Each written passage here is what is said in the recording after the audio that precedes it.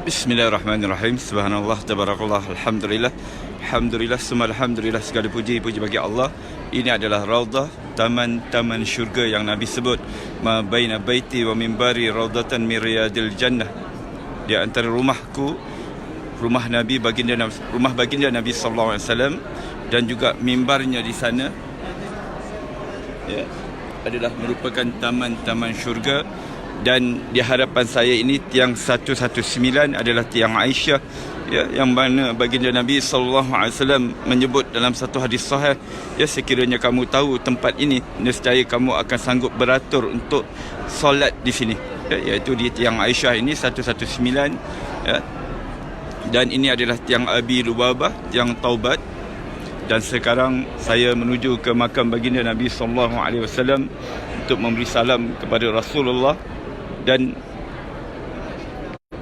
percayalah, baginda Nabi, ya, akan menjawab salam kita, ya.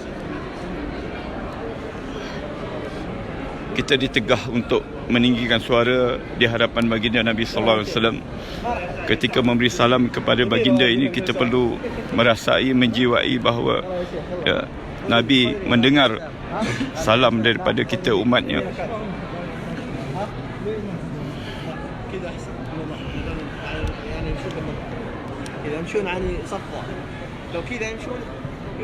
Inilah makam baginda Nabi sallallahu alaihi wasallam, manusia yang diangkatkan darajat begitu tinggi di sisi Allah, merupakan kekasih Allah. Assalamu alayka ya Rasulullah. Assalamu alayka ya Habiballah. Assalamu alayka ya Nabi Allah. Assalamu alayka ya Rasulullah. Assalamu alayka ya Habiballah. Assalamu alayka ya Nabi Allah. Asyhadu an la ilaha illallah wa asyhadu annaka Rasulullah wa asyhadu annaka Rasulullah wa asyhadu annaka ballaghta risalata wa addaita al-amanata wa nasahta al-ummata wa jahadta fi sabilillah. Fasalla alaika Allah salatan daimatan ila yaumiddin. Allahumma atil fadilah wa darajatan rafi'ah wa ba'athu maqamah mahmudan alladhi wa'adta innaka la tukhliful mi'ad. Assalamu alayka ya Aba Bakrin. Assalamu alayka ya sahiba Rasulillah fil ghar. Assalamu alayka ya Umar. Assalamu alayka ya Faruq. Assalamu alayka ya ashabi Rasulillah ajmain. Alhamdulillah, selesai daripada menziarahi baginda Nabi sallallahu alaihi wasallam dan sahabatnya Abu Bakar dan Umar Khattab. Dan ini adalah Babul Baqi', yang mana, tuan-tuan, ya, ini adalah rumah Aisyah. Dan di sebelah rumah Aisyah ini, yang mana di belakang rumah Aisyah adalah rumah Fatimah, ya. Dan di sini dulu adanya rumah-rumah ataupun bilik-bilik yang dikenali sebagai hujurat, iaitu rumah-rumah isteri-isteri baginda Nabi sallallahu alaihi wasallam. Dan di depan sana adalah perkuburan Baqi', yang mana di dalam perkuburan Baqi' itu terdapatnya makam-makam isteri-isteri Rasulullah sallallahu alaihi wasallam, anak cucu baginda Nabi, ya, sahabat-sahabat Nabi sallallahu alaihi wasallam, ada hampir lebih kurang 10,000 orang. Dan juga khalifah yang ketiga, iaitu Sayyidina Uthman, juga berada di dalam Baqi'. Ketika baginda Nabi sallallahu alaihi wasallam, Nabi hidup dulu, ya, bila Nabi berkelapangan, sebelah malamnya Nabi akan pergi ke Baqi'. Daripada rumah Nabi ini, ya, dan rumah Nabi yang lain, iaitu di sebelah-sebelahnya juga, yang dikenali sebagai hujurat. Bila Nabi ada kesempatan, maka Nabi akan berjalan sebelah malamnya ke perkuburan Baqi' untuk mendoakan keampunan untuk ahli Baqi'. Dan keuntungan bagi mereka yang meninggal dunia di bumi Madinah Al-Munawwarah ini pasti akan dikebumikan di Baqi', ya, di dalam tempoh waktu-waktu yang tertentu sebelum dipindahkan ke tempat yang lain. Dan kelebihan mereka yang meninggal di bumi Madinah ini, sebagaimana hadis sahih baginda Nabi sallallahu alaihi wasallam menyebut, man istata'a minkum ay yamut fil Madinah falyaf'al fa inni syafi'un yaumal qiyamah. sesiapa yang mampu untuk mati di Madinah ini, maka berbuatlah demikian kerana aku memberi syafaat kepada orang yang mati di Madinah. Mereka yang mati di Madinah, tuan-tuan, adalah merupakan pilihan Allah. Mereka yang dipilih oleh Allah Subhanahu Wa Taala. Ya. Bukan senang. Namun kita perlu berdoa kepada Allah, minta kepada Allah, minta sungguh-sungguh, ya Allah, ya, mudah-mudahan satu hari nanti bila aku datang ke Madinah ini, ya, aku dapat mati di Madinah. Umar Al-Khattab, ya, khalifah yang kedua, seringkali selalu sangat ya, berdoa kepada Allah dengan doanya, Allahumma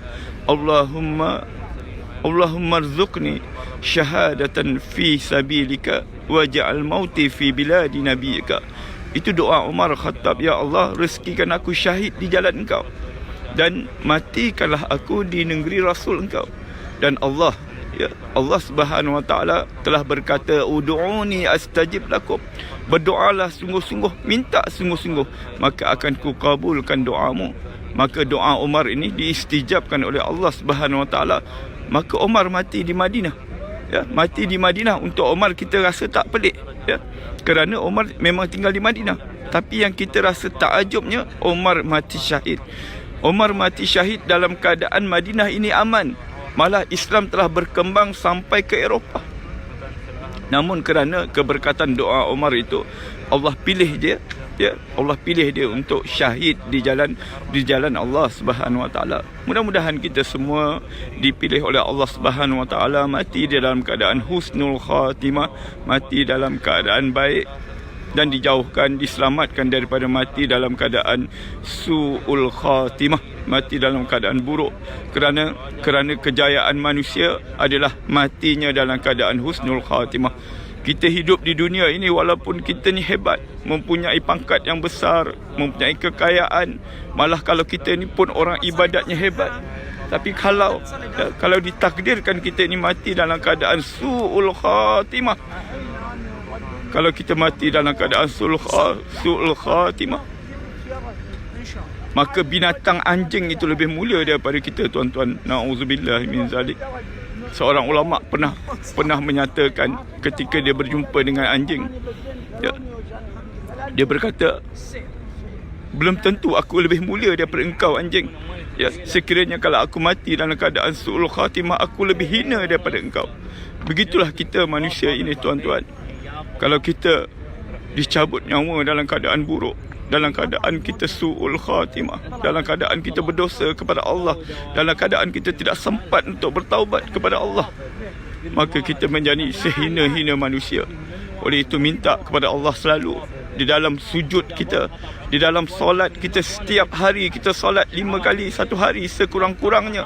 Setiap kali kita solat, kita sujud, minta Allah 3 perkara. Allahumma inni as'aluka husnul khatimah. Ya Allah, matikanlah aku dalam keadaan husnul khatimah.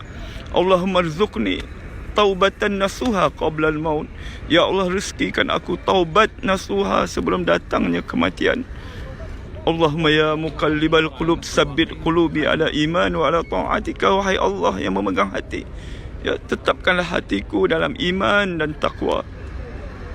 Setiap kali kita solat, submit doa ini, minta dengan Allah. Kerana Allah Subhanahu Wa Taala berkata dalam satu hadis sahih, Allah itu sifatnya malu, ya.